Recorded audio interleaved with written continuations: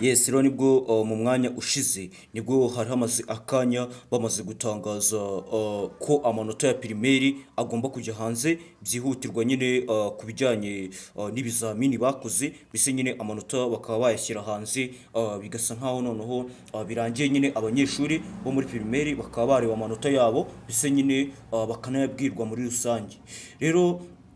mu masaha ashize nyine nibwo bakomeje kugenda babidiringaho hirya no hino mu bice bigiye bitandukanye byo mu gihugu cy'u Rwanda, ukomeza kumva nyine abaturage bakomeza kugenda baganira nyine ku bijyanye n'uko amanota y'abana bo muri pirimeri ashobora kuba yagiye hanze, mbese nyine bashobora kuba bayasize hanze. Ariko ibyo byose nyine nibyo byari bimaze n'iminsi bivugwa ku mbuga nkoranyambaga zigiye zitandukanye. Nanjye ndaje nyine mbabwire ukuri kwa nyako, bahereze ukuri, babwire nyine ibiri kuvugwa, mbese nyine n'ibiri hanze y'ibyo byose nyine mu bijyanye no gusohora ayo manota ndetse no kuyashyira hanze. Nibwo rero nyine mu minsi ishize mwakomeje kugenda mufungura imbuga zanyu, yaba TikTok, yaba Instagram, yaba X yahoze ari Twitter, mbese na za YouTube na za Thread zose, mukomeza kugenda muzifungura nyine, mukomeza kugenda mubonaho inkuru zigiye zitandukanye zigaragaza ko nyine amanota rwose yaba yagiye hanze, mbese nyine baba bamaze kuyashyira hanze. Ariko ibyo byose nyine ntibirafatirwa zihamya ngo babe babyemera cyangwa se ngo babe babyemeza muri rusange. Ariko noneho nibwo bagiye batanga ukuri kwa nyako, bakomeza kugenda bagaragaza nyine uburyo ibyo byose nyine babifashe nk'umwanzuro, mbese nyine bafite gahunda yo kuba bayashyira hanze kugira ngo abanyeshuri bayamenye, mbese nyine batangire bitegure no kuzajya ku ishuri mu kwezi kwa 9. Ibyo byose rero ni kuri Rodri Entertainment nk'ibisanzwe. Wowe dukunze kugenda tubana, wowe nyine tuvuga ngo uri mushya kuri YouTube channel, kanda subscribe, ahandi urebe icyegeranyo cyacu nyine wumve byinshi tugiye kuganiraho, mbese nyine nawe wamaze kuyikanda rwose wumve ko ngushimiye, mbese nyine wumve ko uri umwe natwe hano kuri Rodri Entertainment. N'ubundi nk'ibisanzwe ubwo ni kuri ya YouTube channel yanyu nk'ibisanzwe, musanzwe nyine mukurikiranaho byinshi hahandi nyine bisanzwe bibera n'ubundi. Rero abanyeshuri hirya no hino, mbese ubwo ndavuga abamaze gukora yaba mu wa gatatu, yaba mu wa gatandatu, ndetse naho pirimeri tuvuga, ubu ngubu tuvugana nyine bamaze kuba nyine bahabwa amahirwe, mbese nyine bisa nkaho noneho byamaze kuba byarangira nyine nyuma y'uko bagaragaje ndetse bagashyira hanze n'inkuru z'uko nyine amanota agomba kujya hanze byihutirwa. Rero ejo bundi hashize mu minsi mike nyine yashize nibwo bakomeje kugenda bagaragaza nyine uburyo ayo manota ya pirimeri agomba kujya hanze byihutirwa, nyine bise agomba kuba yajya hanze, akajya hanze nyine mu buryo nyine buhishuye, mu buryo buri official, nyine ayo manota bakaba bayashyira hanze. Nibwo nyine bakomeje kugenda babigaragaza, bakomeza kugenda bagaragaza uburyo ibyo byose ari byiza, mbese nyine ibyo byose bakomeza kugenda babishyira hanze. Rero nyuma y'ibyo byose igihugu cy'u Rwanda gifite intego nyinshi, gifite intego zisaga nyine zifatirwa umubare munini. Rero izo ntego zose ukaba bakomeje kugenda usanga nyine ziri kugenda zishyirwa hanze hano mu gihugu cy'u Rwanda. Muri izo ntego rero hari ukuba bazamura uburyo nyine abanyeshuri bigagamo, hari ukuba bahindura nyine amasaha abanyeshuri bafatiragamo amasomo, hari ukuba bashyiriramo amasomo mashya, hari ukuba bakongera imyuga mu gihugu, hari ugushyiraho inclusive education nubwo nyine n'ubundi hari hashize iminsi ikoreshwa, hari ukuba nyine bakapugradinga ndetse bagashyiraho n'izo gahunda zose kugira ngo bazamure ubwo burezi muri rusange. Ibyo byose rero byaje bifatwa nka gahunda, nabyo turabyinjiramo nyine turebe focus ibiri kuvugwa bijyanye n'iki, ibiri kuganirwaho bijyanye n'iki. Ibyo byose rero ni kuri Rodri Entertainment nkuko nakomeje kugenda mbikubwira, ariko byihutirwa nyine rwose igihugu cy'u Rwanda byose cyamaze kubishyira hanze, byose byamaze kujya hanze, nyine bakomeza kugenda bagaragaza uburyo byose ari byiza, bakomeza kugenda bagaragaza nyine uburyo byafashwe nka gahunda ihamye yo kugira ngo bazamure izo gahunda zose, mbere na mbere nyine kugira ngo banashyireho izo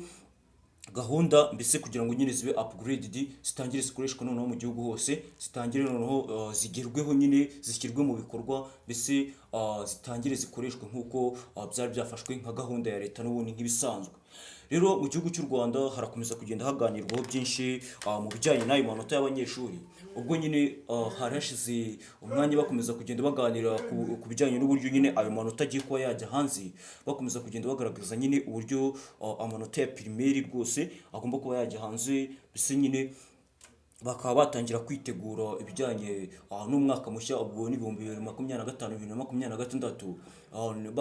Bakomeza no kugenda bagaragaza nyine uburyo uyu mwaka wa 2025 2026 uzaza ari umwaka nyine urenze iyindi yose, mbese nyine uremereye kurusha iyindi yose hano mu gihugu cy'u Rwanda. Nibwo rero nyine bakomeje kugenda babigaragaza ibyo byose, bakomeza kugenda babishyira hanze, bakomeza kugenda berekana nyine uburyo byose ari byiza, mbese n'uburyo byose bigiye kuba byafatwa nyine nk'intego muri gahunda za leta. Mbere na mbere rero turabanza duhere ku kijyanye n'uburyo nyine aba banyeshuri bo muri primaire bagiye kuba bafata amanota yabo n'uburyo nyine bagiye kwiteguramo kuzajya ku ishuri. Murabizi neza ko nyine abanyeshuri bavuye muri primary bitegura gufata amanota yabo y'ibizamini bakoze, akenshi nyine usanga n'ubundi abo banyeshuri baba bagamije nyine kwinjira segonderi, ubwo ni ukwinjira amashuri yisumbuye, aho nyine bagaragaza ko baba bavuye mu mashuri nyine akiri hasi, mbese babinjiye mu mashuri yisumbuye nyine baba bavuye mu mashuri abanza. Nibwo rero nyine ibyo byose batangira kubyitegura, ari nayo mpamvu nyine bahisemo kubanza gushyira amanota yabo hanze kugira ngo nyine hagaragazwe amanota yabo, mbese nyine hanamenyekanishwe runaka ayo manota muri rusange nyine kugira ngo hazamurwe ndetse hanashyirweho iyo gahunda yose nk'uko byakomeje kugenda bivugwa hirya no hino ku mbuga nkoranyambaga zigiye zitandukanye. Nibwo rero nyine ibyo byose bakomeje kugenda babiganiraho, bakomeza kugenda bagaragaza nyine uburyo ayo manota ya pirimeri agomba kuba yajya hanze, mbese nyine bagatangira bakitegura umwaka mushya, ubwo n'umwaka wo mu wa mbere nyine hahandi baba binjiye mu mashuri yisumbuye. Noneho nyuma yaho ubwo urumva nyine ayo manota ya pirimeri azaza akurikiranye n'amanota ya segonderi, nabo nyine yaba mu wa gatatu yaba mu wa gatandatu, naho nyine barebe uburyo byifashe, mbese banagaragaza nyine n'imyanya yabo muri rusange kuko byakomeje kugenda bigaragara. Rero twihuse cyane hari ibyo bakomojeho bijyanye n'amasaha, ubwo ni amasaha nyine abanyeshuri bafatiraga mu ifunguro, amasaha bafatiraga mu ibyo kurya, ibyo byose nyine nabyo turabyinjiramo turebe imyanzuro yafatiwemo, ndetse turebe na gahunda nyine zafashwe kugira ngo babizamure, ndetse nyine banafate n'izo gahunda zose kugira ngo ibyo byose nyine babiteze imbere, mbese nyine banabishyire muri gahunda za leta. Rero nyuma y'ibyo byose rero nyine ayo masaha bayafashe nyine nk'umwanzuro mushya wo kugira ngo bazamure amasaha nyine, mbese bazamure ya masaha nyine yo kwigiramo no gufatiraho amasomo, mbese nyine hajya habaho n'amasomo noneho yo guhabwa kubiga imyuga kuri ya masaha nyine aba yaragenewe nyine abiga imyuga muri rusange, ndetse n'abakora nyine izo gahunda z'imyuga, cyane cyane ko nyine no muri gahunda igihugu cy'u Rwanda gifite, cyangwa se mu ntego igihugu cy'u Rwanda gifite, bafitemo intego yo guteza imyuga hejuru, aho ejo bundi nyine bahise banafata isomo rya art baryongera mu masomo agiye kujya atangwa, hagamijwe nyine kongeramo imyuga muri rusange nyine kugira ngo abanyeshuri nyine bajye barangiza bafite aho bahita bakatira, nyine bafite ibyo bahita bajyamo kugira ngo nyine bakomeze bige muri rusange, mbese nyine n'urangije kwiga yarize iyo myuga cyangwa se afite impamyabushobozi y'iyo myuga,